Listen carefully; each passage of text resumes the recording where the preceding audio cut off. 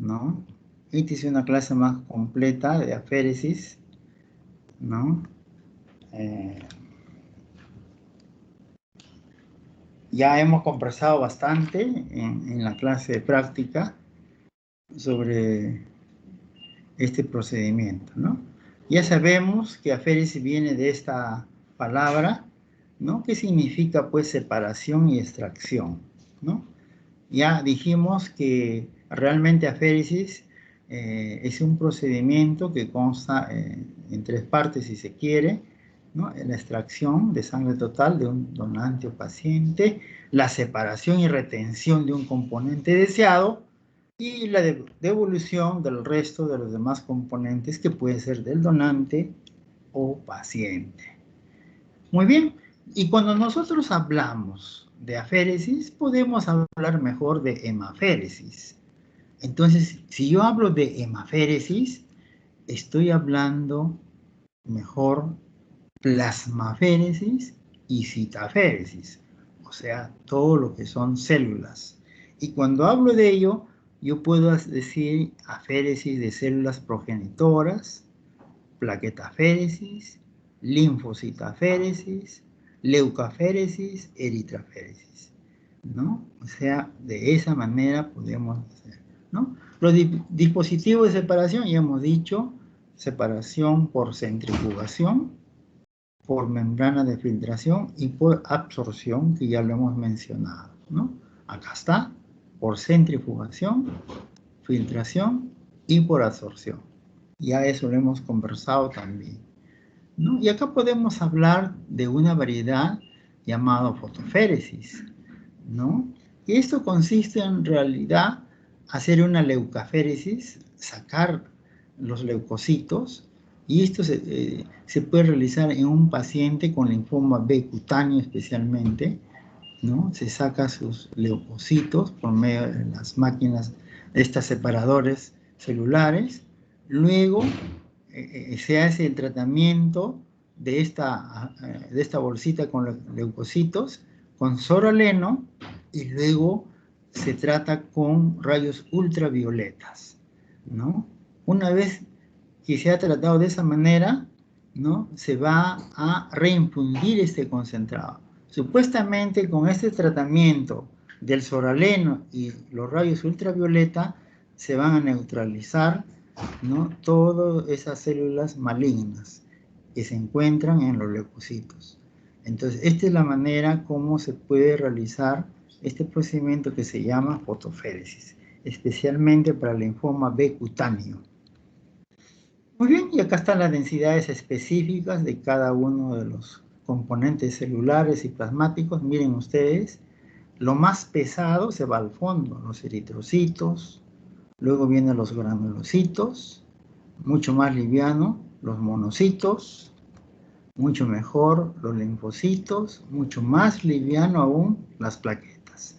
Y lógicamente, finalmente, el plasma, ¿no? O sea, realmente hablar de aféresis es muy sencillo.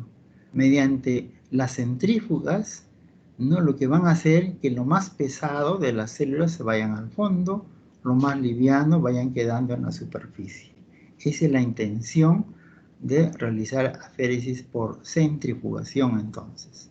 Y cuando hablamos de ello, podemos hacer una clasificación de acuerdo al método empleado. Podemos hacer el manual o el mecánico. Vamos a ver en qué consiste el manual. Pero el mecánico básicamente, como su nombre lo dice, por máquinas. Y esas máquinas pueden ser de flujo continuo o de flujo discontinuo. Y cuando hablo de flujo continuo, especialmente podemos hablar de estos tipos de máquina, la CS3000 Plus y la Cove Spectra. Y de flujo discontinuo, aquí es que se refiere a la marca Emunetic MCS, ¿no? Entonces, esa sería la parte mecánica. Las aféresis manuales, en algún momento nosotros lo hemos utilizado en el hospital cuando yo hice mi residentado, en el Hospital Revalliati, ¿no? Cuando yo era alumno también como ustedes, tuve la oportunidad de rotar por ahí. Entonces, hemos utilizado este tipo de aféresis manual, bolsas múltiples, centrífuga refrigerada, Era sencillo, barato, emplea mucho tiempo realmente, así es. Incómodo para el mismo donante o paciente, en este caso, que es la misma persona. Riesgo de transfusión de glóbulos rojos equivocadamente que se pueda transfundir, existe. Actualmente nosotros todavía podemos hacer estas aféresis manual, pero con la finalidad de preparar reactivos para la docencia. O sea, podemos sacar esa muestra. Vamos a suponer que yo encuentro un paciente con un Junquist A. Yo quiero sacar esa muestra y yo puedo hacer una aféresis manual. Saco el plasma y los glóbulos rojos devuelvo al paciente, pero lo más importante es que ya tengo el plasma, ¿no? ¿Es cierto? Que contiene esos anticuerpos y eso me va a servir para la docencia, ¿no? Para dejar alguna tarea, para tomar examen, etcétera, etcétera, o para que aprendan las mismas personas que se están entrenando, ¿no? Y acá las aféresis mecánicas que hemos visto, ¿no? Voy a hacer solamente esto, miren ustedes, acá hay un bull, que es de la casa Monetti, cámara de la Baxter CS3000 Plus, el rotor tubular de un Kobe Spectra, básicamente. Eso consiste en estos recipientes rotatorios, que es lo que me interesa, ¿no es cierto? Las de flujo continuo necesitan dos binifunciones, un catéter central de doble lumen, puede ser, extrae y simultánea, retorna simultáneamente, el volumen extracorpóreo es mínimo, isovolumétrica, puede programarse para flujo intermitente, también se puede realizar, ¿no? Y acá vamos a ver la CS3000 Plus, cámara de separación y cámara de colección, ¿no es cierto? Entonces, la cámara de separación puede separar los eritrocitos y el plasma rico en plaquetas. La cámara de colección, vamos a tener concentrado de plaquetas, que es la cosecha que yo quiero finalmente obtener, y un plasma pobre en plaquetas, ¿no? Entonces, en sí, ese es el procedimiento de la CS3000 Plus, ¿sí? Muy bien. Acá tenemos esta máquina Baxter CS3000 Plus, ¿no? Esta es una máquina que ustedes lo están viendo. Un momentito, ¿eh?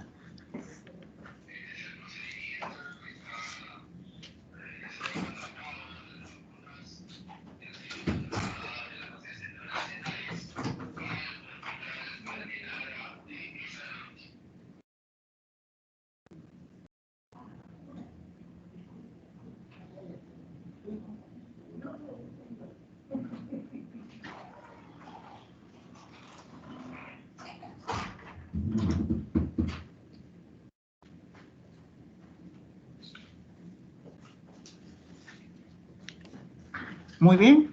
Miren ustedes esta máquina Baxter CS3000 Plus. Para nosotros es histórica esta máquina. Esta es la primera máquina de aféresis que vino acá al Hospital Almenara. Miren, por eso les digo que es histórica. Con esta máquina, señores, todo lo que yo estoy hablando, por favor, puede venir en el examen. Con esta máquina se hizo el primer trasplante autólogo de médula ósea en el país. Y lo hicimos acá en el Hospital Almenara, con esta máquina. Esta maquinita también lo utilizaron en el Revaliati y en el Neoplásicas, pero no tuvieron el resultado. Entonces, ¿por qué no tuvieron el resultado? Bueno, no lo sabría decir definitivamente, pero lo que sí les puedo comentar es que toda máquina, todo equipo, tenemos que guiarnos exclusivamente lo que dice la casa fabricante. Y nosotros trabajamos con esta máquina, miren señores, el año 94 que se hizo el primer trasplante autólogo de médula ósea en el país, sin darnos cuenta de que estábamos frente a la mejor máquina en el mundo de colección de células mononucleares para trasplante de médula ósea. Sin saber, señores.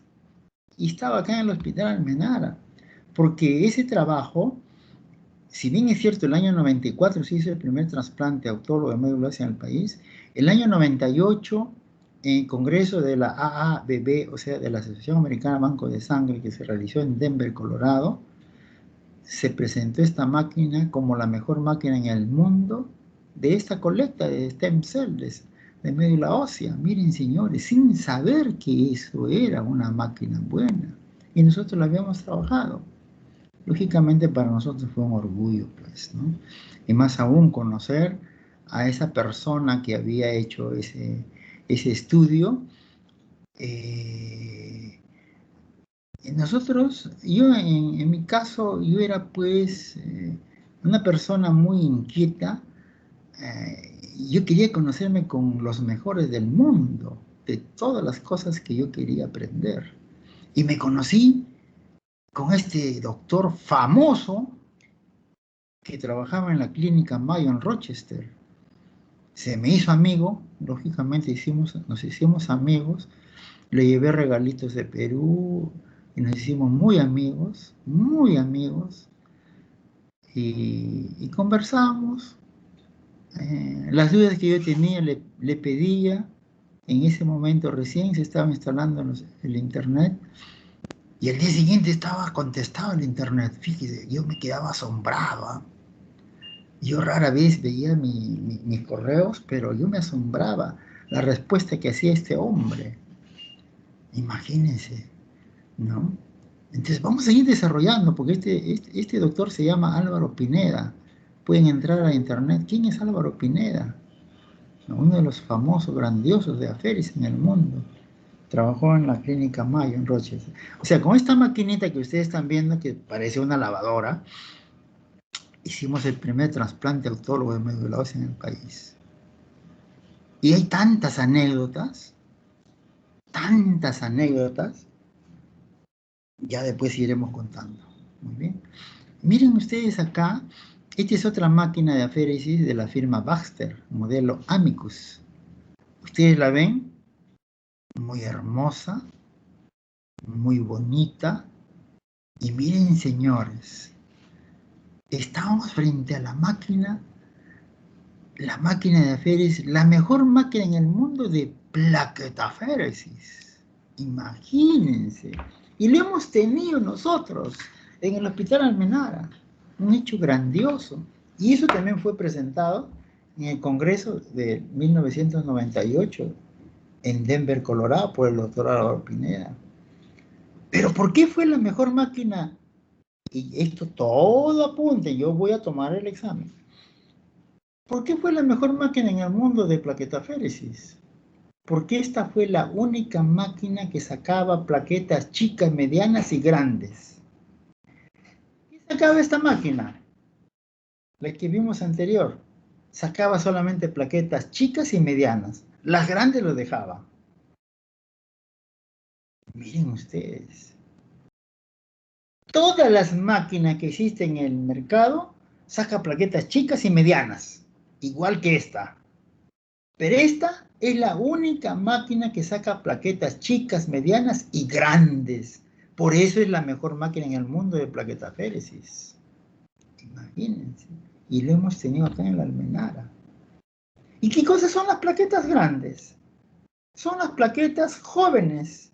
Mayor beneficio para aquellos pacientes que la reciban, lógicamente. ¿Ah? ¡Qué valioso! ¡Qué grandioso, señores! ¿Ah? Y aparte de ser muy bonita, ¿no? Miren ustedes. Ajá. Acá teníamos otra máquina de flujo continuo, el Kobe Spectra, ¿no? Que tenía un canal rotator similar a un ASA, etcétera, etcétera. No se podía hacer recambios eritrocitarios, no procedimientos de una sola vía, ¿no? Etcétera. Miren, acá está la Kobe Spectra. También una máquina muy bonita, muy versátil. También tuve la oportunidad de manejarla acá en el Almenara. Lo tuvimos poco tiempo. Y en ese congreso se catalogó como la mejor máquina en el mundo de plasmaféresis.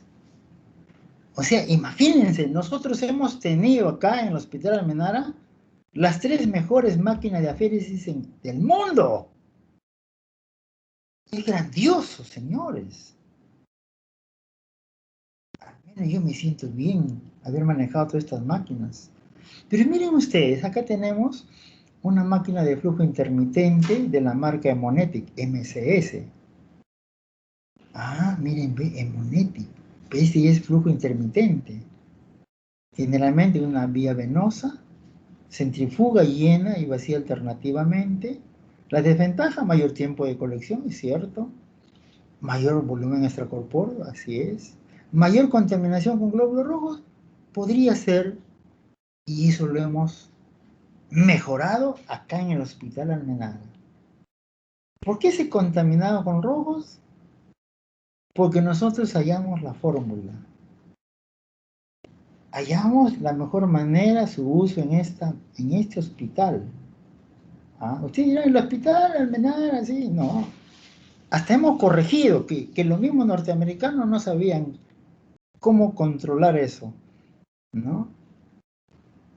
Hemos hecho todas estas cosas, señores. Y acá está la máquina, miren, ve, chiquita, muy liviana. Miren ustedes, llevabas tú tranquilamente en la maletera de tu auto. ¿Ah? Pero esta máquina también es norteamericana. Norteamericana. La mayoría que hemos visto son también norteamericanas. ¿Ah? Pero miren ustedes, esta máquina no es la mejor máquina del mundo. Pero ¿por qué el resto era la mejor máquina del mundo? ¿Cuánto de notas sacaban? 19.9 el resto. ¿Cuánto sacaba esta? 19.7. Por eso no era la mejor máquina del mundo. Pero esta máquina se defendía, lógicamente era buena. Y yo se los digo con toda sinceridad, todo producto americano siempre es bueno, porque pasa por controles estrictos, ¿no? Lo que ustedes ya conocen, la FDA, la misma Asociación Americana de Banco de Sangre, la Sociedad de Aféresis, etcétera, etcétera, ¿no? Entonces, esta máquina también era muy valiosa, chiquita, y yo sinceramente quiero agradecer, no voy a decir el nombre de la casa comercial que vende acá en el Perú, esa casa comercial ha servido a muchos hospitales, especialmente de provincias. Como es una máquina chiquita, no te obligaba a que compres los estuches descartables para usar esta máquina en una cantidad de tal cantidad, digamos, ¿no? No te exigía. Y por ese hecho hay muchos hospitales en provincias lejos de Lima, se han instalado estas máquinas y nos han realmente modernizado nuestros bancos de sangre en el Perú, ¿no? Hoy en día tenemos máquinas de Aferes en sitios muy alejados de Lima. Y eso es bueno porque permite, pues, realizar procedimientos que ahora vamos a ver. ¿Qué procedimiento será? ¿No? En realidad todos son equipos, tienen equipos estériles, desechables, diseñados para tal máquina, son programados, se saca el tipo de cosecha, el número de células que se desea. Hay equipos portátiles como lo que acabamos de ver, la Monetic MCS. La mayoría permite más de un producto, plasma, plaquetas, por ejemplo. Todos los modelos tienen ventajas y desventajas. No hay una máquina ideal. Muy bien. Y miren acá todo lo que, digamos, lo que nos muestra, eh, todo lo que nos sirve, al final esas máquinas de aféresis, podemos con gusto disfrutar cómo esta paciente, ¿no? Está recibiendo, después de trasplante médula ósea, está recibiendo plaquetas, se le ve muy bien. Entonces, ha mejorado el tratamiento de todos estos pacientes, gracias a la máquina de aféresis, lógicamente. Pero nosotros que estamos hablando aféresis, como dije en la práctica, nosotros realmente tenemos que saber estas dos cosas. Estas dos cosas quiero que ustedes me sepan, por favor. Después el resto no me interesa. O sea, ¿por qué tenemos que indicar aféresis? Especialmente por un lado, aféresis transfusional, llamado así transfusional, o podemos llamarle también aféresis productiva, se realiza ese procedimiento en un donante, ¿no? ¿Y eso en qué consiste? Se extrae un componente de ese donante y luego lo voy a utilizar para transfundir a diversos pacientes enfermos, ¿no? O sea, lo más importante, acá la aféresis transfusional o productiva se realiza en un donante, que quede bien claro. La otra indicación dice que se realiza una aféresis terapéutica, terapéutica, su nombre lo dice, terapéutica en un paciente. O sea, un paciente es un enfermito, entonces, para tratar su enfermedad, eliminando algún componente patológico que tenga ese paciente. O sea, está muy claro. Solamente quiero que ustedes sepan estas dos indicaciones. Nada más. Si ustedes me captan estas dos indicaciones, habremos dado un gran salto. ¿Ya? Por favor, entiéndanme eso. Muy bien. Y cuando hablamos pues de aféresis transfusional o productiva, acá está. Miren qué hermosas plaquetas. Miren, ve qué bonitas plaquetas. Ah, miren qué hermosas esas plaquetas. Plaquetas en el mundo mejores que esas no existen. Miren, qué hermosa realmente, ¿no? Acá, lo que ustedes están viendo, este es un producto por aféresis. Dos bolsitas. Puede ser cada una más o menos 100 centímetros, 200 centímetros, que se saca en ese donante, ¿no? Miren cuántos donantes hay acá, 1, 2, 3, hasta 4 donantes, ¿no? Muy bien. Entonces, esta misma aféresis transfusional o productiva que se hace en un donante, ¿qué quiere decir realmente? Por esta máquina de aféresis se hace eso. Un solo donante por aféresis equivale a 10 o más donadores de sangre. Imagínense. Acá solamente yo saco de una sola persona. Acá están, por decir, 10 componentes. Eso yo puedo sacar igualito en 10 personas diferentes, ¿no? Lo que obtengo de cada bolsa de sangre.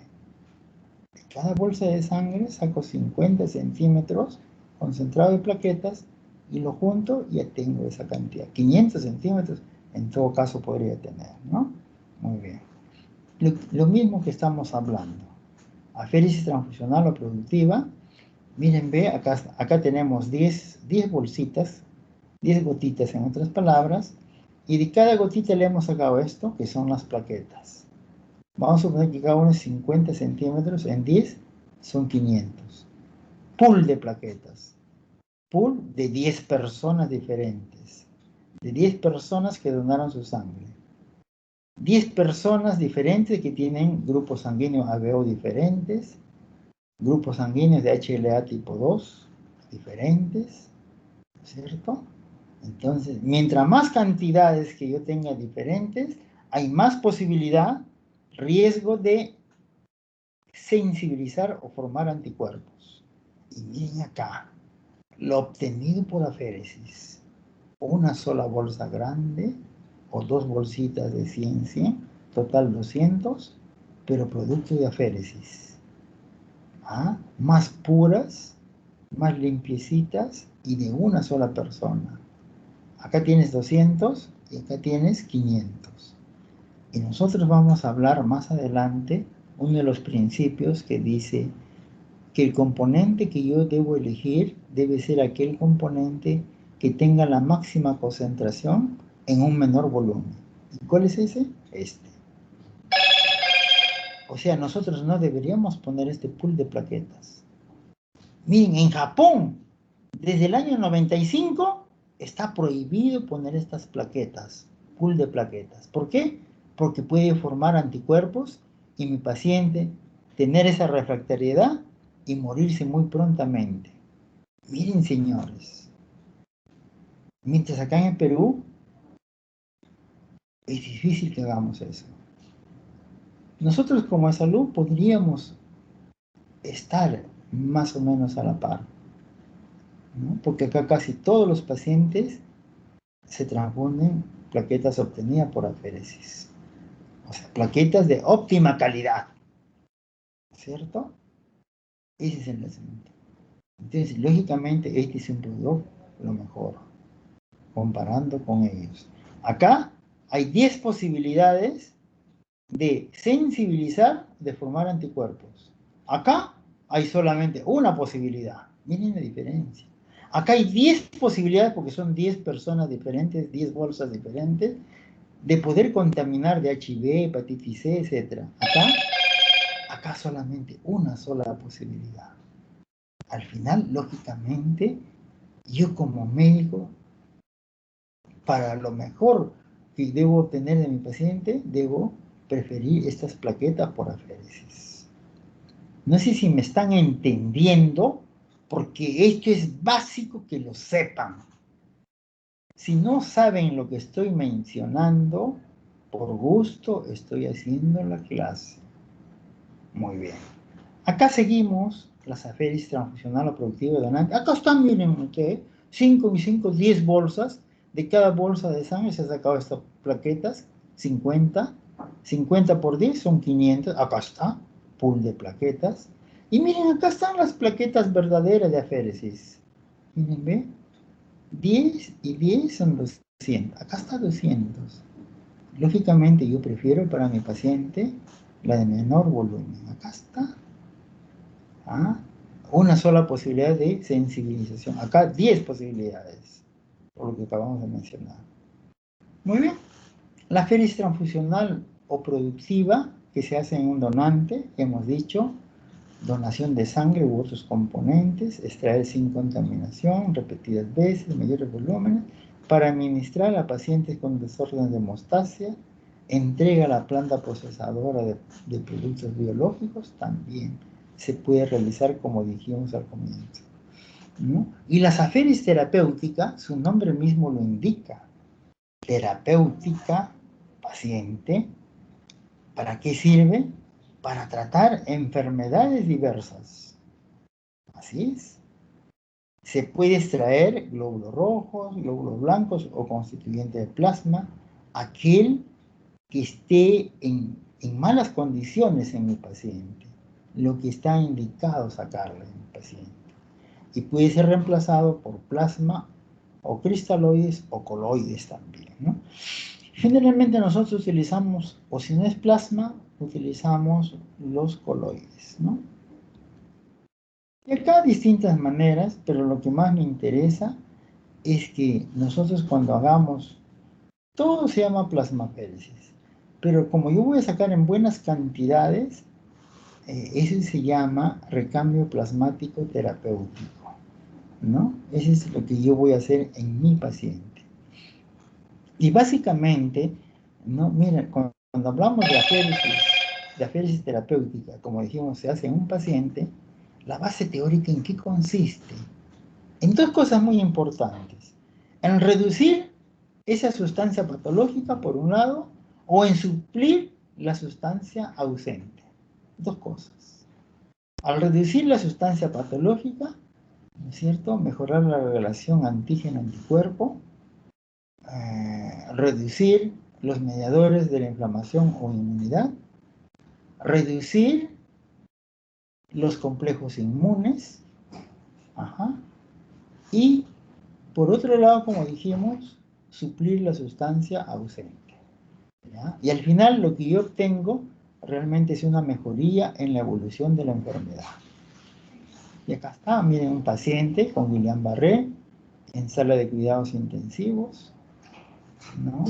Algunas consideraciones generales: evitar la subutilización o sobreutilización. ¿Eso qué cosa quiere decir? Subutilización, si realmente mi paciente está grave y necesita este procedimiento de aféresis terapéutica, se debe realizar. El no hacerlo indica que estoy haciendo una subutilización. O en todo caso, en la sobreutilización.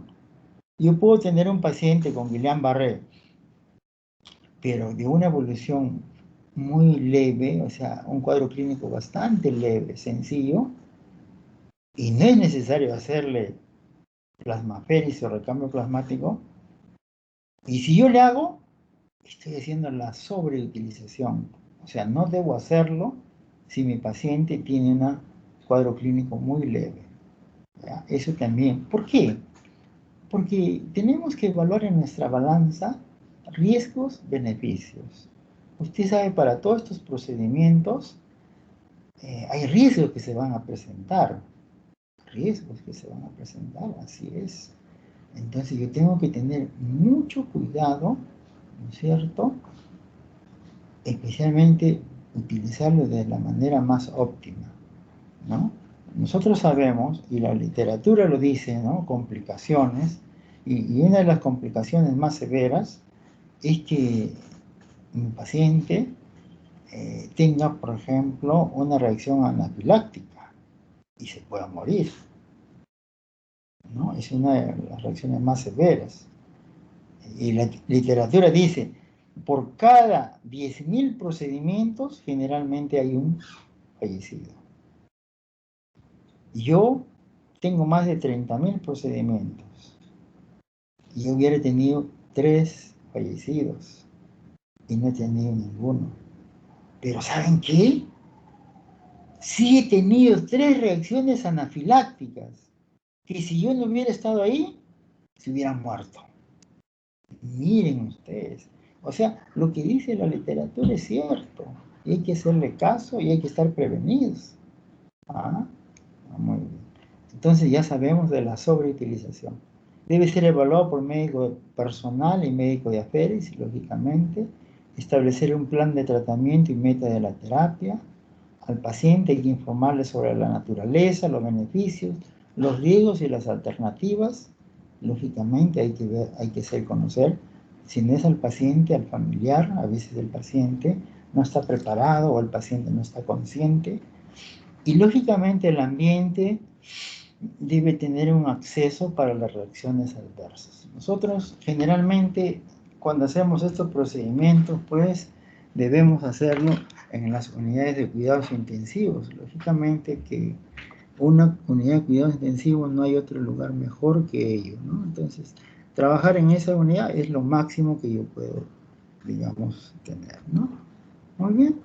Y las pautas y recomendaciones, nosotros nos guiamos de la FDA, lo que hemos comentado, y la Sociedad Americana de Aféresis, ¿no? Y esto siempre para ver el equipamiento, las medicaciones y el entrenamiento personal también, ¿no? El acceso venoso podemos hacer, miren, adultos, el número limitado, una vena anticubital. A veces hay procedimientos que solamente es único. Entonces, ¿para qué voy a poner? No necesariamente tengo que poner un catéter venoso central, ¿no? En los niñitos y en los pacientes adultos críticos, de repente un catéter venoso va a ser muy importante, ¿no? Y acá va una fórmula, más o menos, cuál es el volumen plasmático que yo debo realizar, ¿no? Por ejemplo, el volumen sanguíneo total, tengo que conocer en primer lugar, antes del volumen plasmático. El volumen sanguíneo total, aproximadamente el 7% del peso.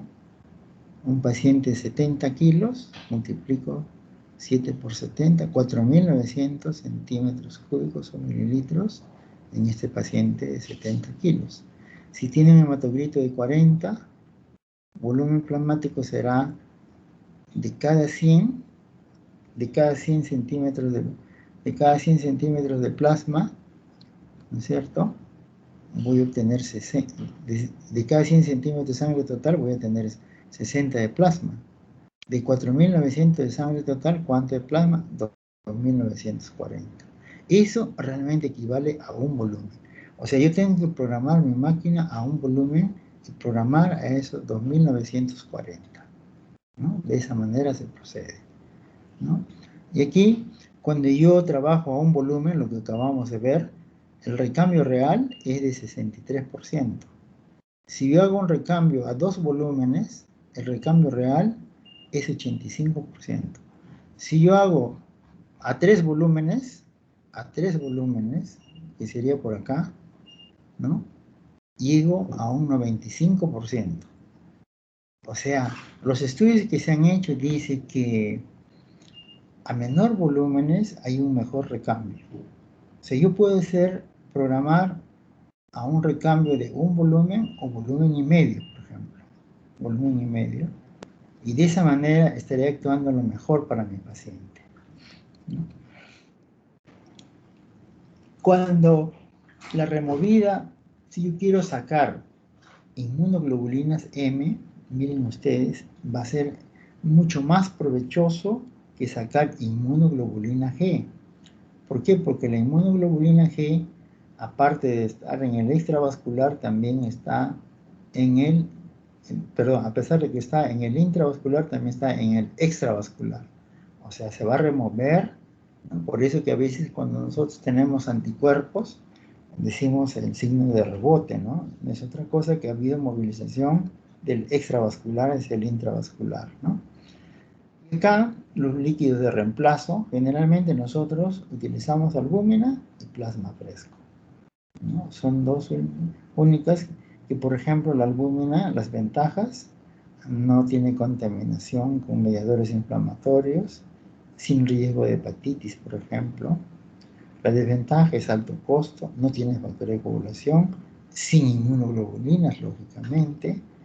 Y la otra cosa, el plasma fresco, la ventaja mantiene los niveles normales de inmunoglobulina, complemento, antitrombina, otras proteínas, factor de coagulación también, ¿no? Las desventajas, con el plasma fresco, siempre hay riesgo de hepatitis, de HIV, ¿no es cierto? También la carga de citrato por el anticoagulante, reacciones alérgicas, etc., ¿no? Entonces acá la remoción de constituyentes normales del plasma, si yo programo a un volumen en mi máquina, aproximadamente voy a remover 63%, ¿no? Se van a remover, como ustedes ven acá, ¿no? Fibrinógeno, complejos inmunes, pérdida de 75 al 85%, que pueden retornar a los 3 o 4 días. Electrolitos, ácido úrico, factor 8 son las menos alteradas. Recuento de plaquetas baja un 25-30%. Los demás factores retornan a las 24 horas. La inmunoglobulina hay una pérdida de aproximadamente 65% y también retorna a las 48 horas. Es importante todo ello para que de esa forma voy a programar las frecuencias de procedimiento que tengo que realizar con mi paciente. Y esto es importante también conocer cuál es el volumen que va a tener mi paciente para hacer el recambio plasmático, ¿no? En primer lugar, tengo que conocer el volumen plasmático, lo que estamos viendo, ¿no? Lo que hemos visto. ¿Cuál será el volumen extravascular, el espacio intersticial? ¿Cuál será, digamos, el índice de catabolismo, lo que se va a eliminar, ¿no? ¿Cuánto se va a eliminar? Bien, lógicamente, ¿cuánto será el volumen de síntesis? ¿Cuánto está produciendo realmente? Y de acuerdo a ello, yo voy a hacer el recambio plasmático usualmente, ¿no? De 3 a 4 litros, ¿no? Plasmaféresis selectiva es la forma más selectiva de remover componentes plasmáticos. Se utiliza separador celular. El plasma es pasado a columna de afinidad. Tiene solventes o ligantes. Actúa específicamente, absorbe, etc. El plasma libre es una sustancia indeseable, ¿no?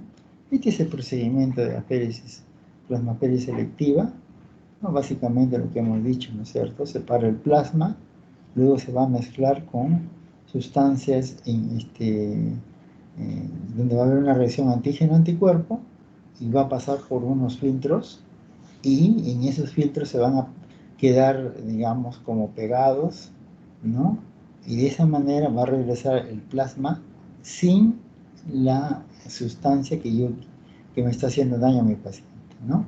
Entonces, eso se llama plasmaféresis selectiva, ¿no? Es igual la maquinita, de qué manera funciona. Y acá hay distintas columnas de afinidad para hacer esos procedimientos.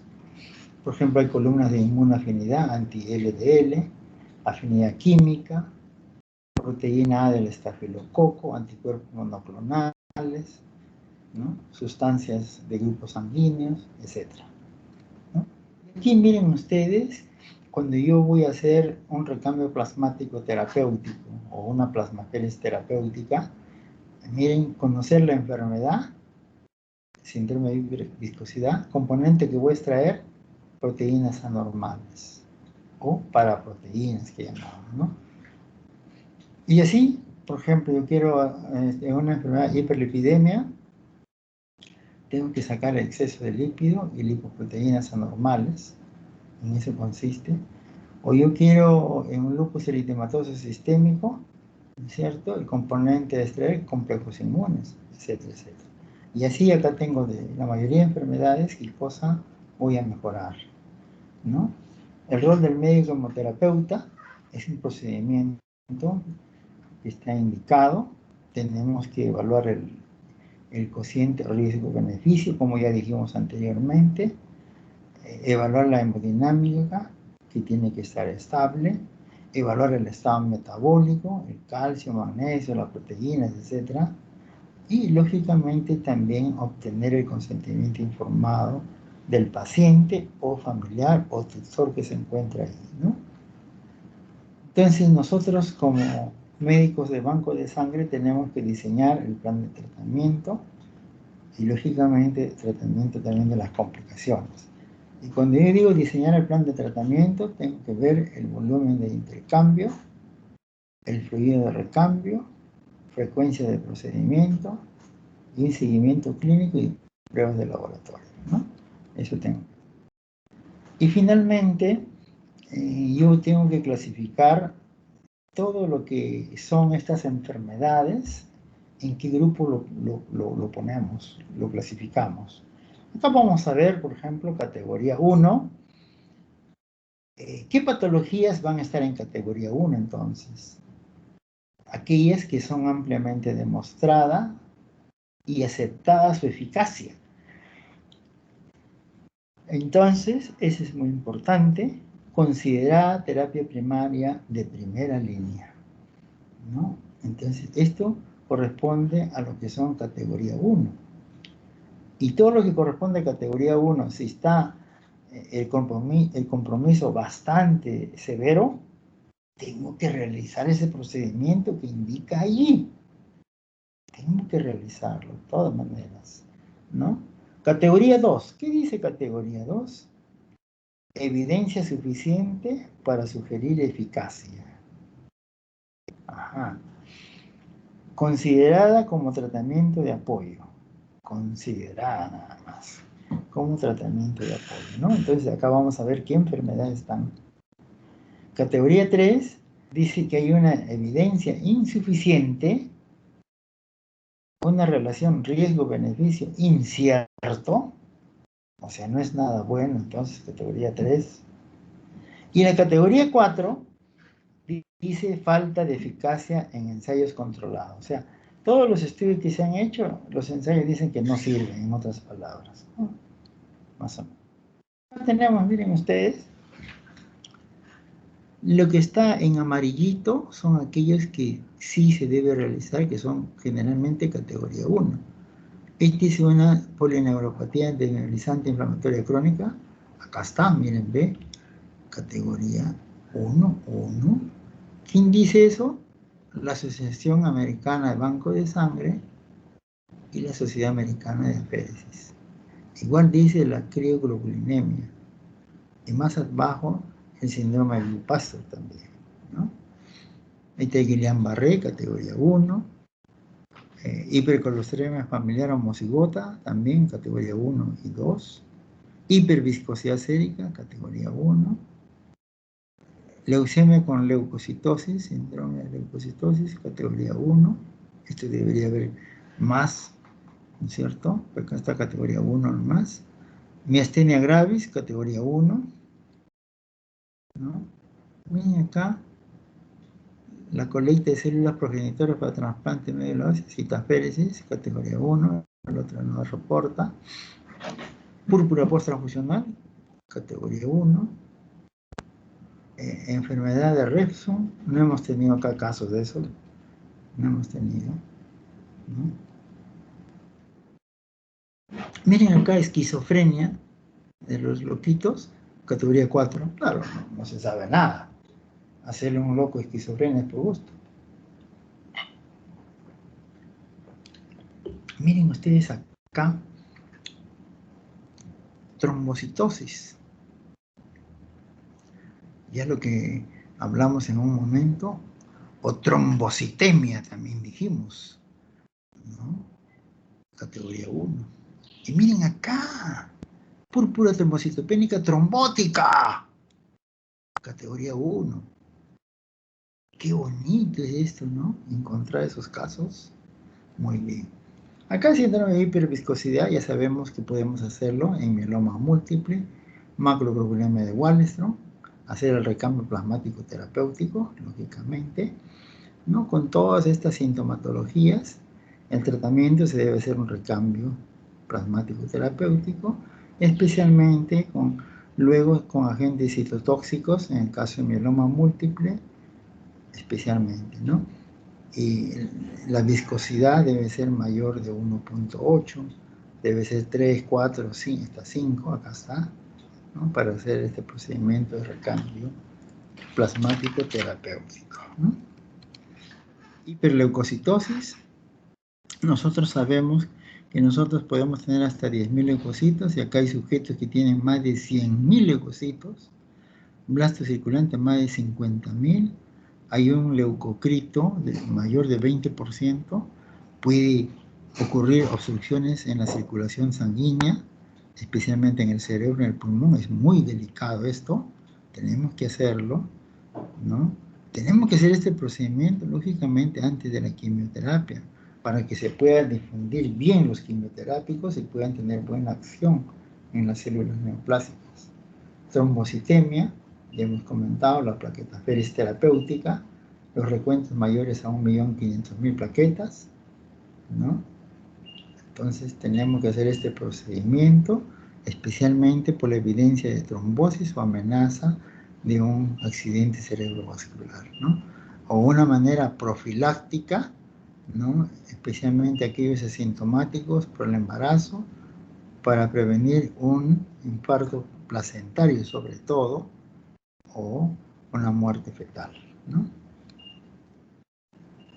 Este es púrpura trombocitopénica trombótico, síndrome urémico hemolítico, el cuadro muy similar, ¿no? Se tiene que hacer recambio plasmático terapéutico, ¿no? Y también otros tratamientos adicionales que se deben de administrar. La drepanocitosis, ¿no? O sea, hacerle acá una eritrocitaféresis terapéutica. Esto podemos tener priaprismo, amenaza de accidente cerebrovascular y síndrome de tórax agudo, ¿no? El tratamiento básicamente de esta drepanocitosis, reemplazar la hemoglobina S, hemoglobina A hasta un 50%, nada más, sangre fenotipada en lo posible. Final, el hematocrito debe ser 30% o menos, especialmente para evitar un aumento de la viscosidad. Púrpura posttransfusional, se debe hacer un recambio plasmático terapéutico, ¿no? Especialmente esto que puede verse un anticuerpo anti-HPA1 circulante, ¿no? El tratamiento, un solo procedimiento, pero es importante adicionar inmunoglobulina intravenosa y corticosteroides. Miastenia gravis, hay que hacer recambio plasmático terapéutico, ¿no? Los autoanticuerpos contra el receptor polinérgico, placa motora terminal postsináptica, pueden haber todas estas cosas. El tratamiento estándar viene a ser esteroides y otros como inhibidores del acetilcolinesterasa. El tratamiento adicional, lógicamente, recambio plasmático terapéutico que estamos viendo, inmunosupresión, se puede hacer, dependiendo del caso, timectomía, o si hay una insuficiencia respiratoria especialmente, ¿no? El Guillain-Barré que hemos visto, recambio plasmático terapéutico, ¿no? El tratamiento temprano es beneficioso, recambio plasmático terapéutico, ¿no? Es conocido esto. Hay que darle también esteroides y también inmunoglobulina intravenosa. Una polineuropatía dismielizante inflamatoria crónica, recambio plasmático terapéutico es el indicado, ¿no?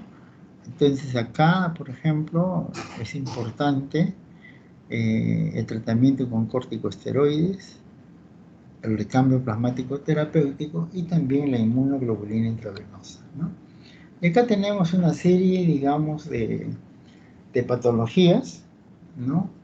Que la mayoría de todos estos, como vasculitis, poliartritis nodosa, crioglobulinas, enfermedad de Goodpasture, la mayoría de todo lo que estamos mencionando pueden pertenecer a categoría 2, categoría 3. O sea, hay muchos casos que no responden a nada, pero hay algunos casos que responden muy bien. A veces eso explicarlos aquí. Nosotros mismos no sabemos por qué puede reaccionar lo mejor en un paciente y lo peor en otro paciente. No sabemos, ¿no? Pero acá la mayoría, miren ustedes, entonces son categoría 2 y categoría 3. De igual manera acá, miren ustedes, para hacer recambio plasmático terapéutico, lupus sistémico, polimiositis, dermatomiositis, esclerodermia, artritis reumatoide, hipercolesterolemia familiar homocigota, también. La mayoría de categoría 2 o hasta 3 en algunos casos. Y quiero mostrar esta diapositiva, ¿no? Que dice acá, pues, el primer trasplante autólogo de médula ósea en el Perú fue el año 1994. Esta es una foto histórica, ¿no? Miren, acá está la máquina, la CS3000 Plus, ¿no? La famosa. Acá está el licenciado Alejandro Bustamante, que ahora está de licencia. Este es un doctor que estuvo trabajando también en la Almenara, el doctor Guzmán Prosaico, que ahora ya no está. Y acá está Mabel Manrique, una laboratorística también del hospital. Y acá está el paciente Jimmy, ¿no? Y yo estoy acá, ¿no? De igual manera, ustedes lo deben, ya hemos pasado, este es el doctor Chama, probablemente el próximo año sea su profesor de ustedes. El primero que hizo el primer trasplante de hígado en el Perú, el año 2000. Y este paciente está vivo, el primer paciente, con orgullo lo presentamos, ¿no? Y ese es bueno. Y este doctor Chama sabe, como dije, el que hizo el primer trasplante de hígado en el país, es de la Universidad de Villarreal, 7ª promoción. ¿Ah? Tan igual como el otro doctor que hacía trasplante de corazón, el doctor, bueno, ahorita no me acuerdo su nombre, es un doctor de la 7ª promoción también de la Universidad de Villarreal, ¿no? Entonces, mira, de Villarreal, y eso debemos promocionar, hacer conocer a la gente. Todos hablan de otras universidades y de Villarreal no hablamos casi nunca. El futuro de la plasmaféresis o recambio plasmático terapéutico es la eliminación selectiva de las sustancias patógenas. Esto pensamos hacer el próximo año, ojalá se pueda cumplir. Y finalmente, pues ya nosotros hemos dicho que somos pioneros en trasplante de médula ósea, de hígado, pulmón y de páncreas, ¿no? Ese sería todo. Si hay alguna pregunta.